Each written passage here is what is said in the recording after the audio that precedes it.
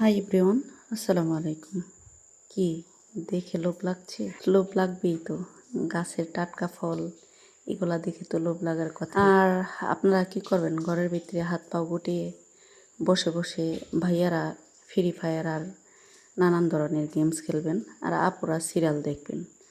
কেউ বাচ্চাদের ভবিষ্যতের কথা চিন্তা করে আগামী প্রজন্মের জন্য আপনাকে যে মনে রাখবে বাচ্চারা, সেই জন্য তাদের কথা চিন্তা করে আপনারা গাছ লাগাবেন না। কারণ গাছ লাগাইলে তো অর্গানিক খাবার খেতে পারবে বাচ্চারা, এগুলা ফরমালিন মুক্ত, এগুলা খেলে বাচ্চার বডি ফিটনেস ভালো থাকবে, বাচ্চারা ভালো থাকবে। এই কথা চিন্তা কখনোই করবেন না, কারণ চিন্তা করলে তো আর সিরিয়াল দেখতে পারবেন না, আর ভাইয়ারা গেমস খেলতে পারবেন না। সো যাই হোক, মজা করে আপনাদেরকে এই কথাগুলো বললাম, মজার চলে।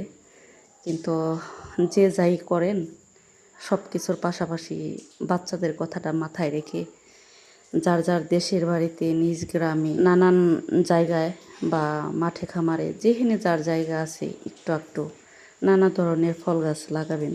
বেশি বেশি করে ফল গাছ লাগান, পরিবেশ বাঁচান এবং বাচ্চাদেরকে বিষমুক্ত ফল খাওয়ান। কারণ এখন যে বিষগুলা বের হয়েছে, কীটনাশকগুলা, এইগুলা মানুষের কিডনি প্লাস সব কিছু ধ্বংস করে দিতেছে। এটা আমরা চোখে দেখতেছি। উপর দিয়ে দেখা যায় ফল ভালো, কিন্তু ভিতরে একদম নষ্ট। কারণ ওই যে স্প্রে করে আনে, যখন ওরা গোডাউন থেকে মালগুলা বের করে তখন স্প্রে করে, কীটনাশক স্প্রে করার কারণে ফল তরতাজা দেখা যায়, ভিতরে ঠিকই নষ্ট হয়ে যায়, উপর দিয়ে ভালো থাকে। আর কথাটা বাস্তব কিনা যদি একমত হন তাহলে কমেন্টে অবশ্যই জানাবেন। দেখেন মাশাআল্লাহ কত সুন্দর কাটলিচও বলেন বা পিস ফল বলেন বা আশফল বলেন বা লঙ্গান বলেন, যে যেই নামই চিনেন, দেখেন কতটা রসালো আর কী পরিমাণে ঘুষ দিয়ে ভর্তি আমাদের এই ফলগুলা। খেতেটা যত না না ভালো লাগে দেখতে, আর মন ভরে দেখতে যে কি শান্তি লাগে, এটা কেউ বলতে পারবেন না। যারা এই জিনিসটা কাছ থেকে ফিল করেন বা যারা গাছ পছন্দ করেন, বুনেন, তারা একমাত্র বলতে পারবেন। কারণ মা যেমন সন্তানের কদর বোঝে, আর যে গাছ লাগায় সেই গাছের ফলের এবং ফুলের অনুভূতি বোঝে, এছাড়া কেউ বুঝতে পারে না।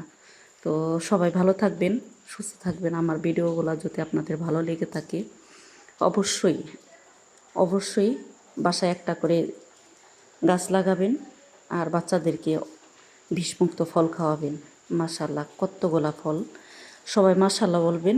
নতুন এই গাছটা এই বছরই প্রথম আসছে, 2 থেকে 3 বছর হবে। আমি বীজ থেকে চারা বনেছিলাম আর কি, বীজ থেকে চারা করে বনেছি।